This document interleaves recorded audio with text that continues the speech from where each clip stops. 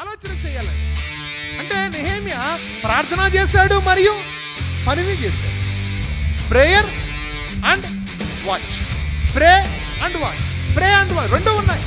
నెహెమ్యా అనుకోవాలి, నేను ప్రార్థన చేశాను కాబట్టి ఇంకేం పని చేసిన అవసరం, శుభ్రంగా నిద్రపోవచ్చు అనుకోవచ్చు. అలా అనలా.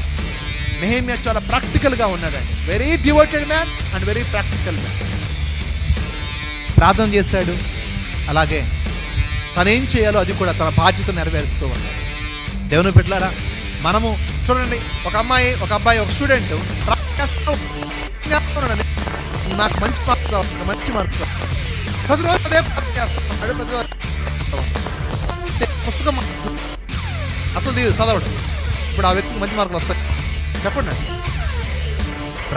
చదవాలి, చదువుతూ మన పని మనం చేయాలి. అలాగే ఒక వ్యక్తి దేవుని బిడ్డలారా ఊరికి రేంబావులో చదువుతూ, దేవుడు లేదు, విశ్వాసం లేదు, భక్తి లేదు, చదువుతా ఉన్నాడు.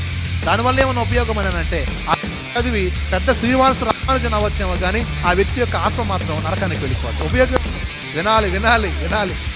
ఆ వ్యక్తి యొక్క ఆత్మకు ఉపయోగం ఏముందండి? గమనించండి. అంటే ప్రార్థన అవసరము మరియు పని అవసరం. బాధ్యత, మన బాధ్యత చేయాలి, ప్రార్థించాలి, మన బాధ్యత నెరవేర్చాలి. ఒక మాట చెప్పి నేను ముగిస్తానండి. Our prayers do not replace our actions. Our prayers do not replace our actions. They make our actions effective for God's work. మన ప్రార్థనలు మనము ప్రార్థించినంత మాత్రాన పని చేయకూడదని అనుకోకూడదు.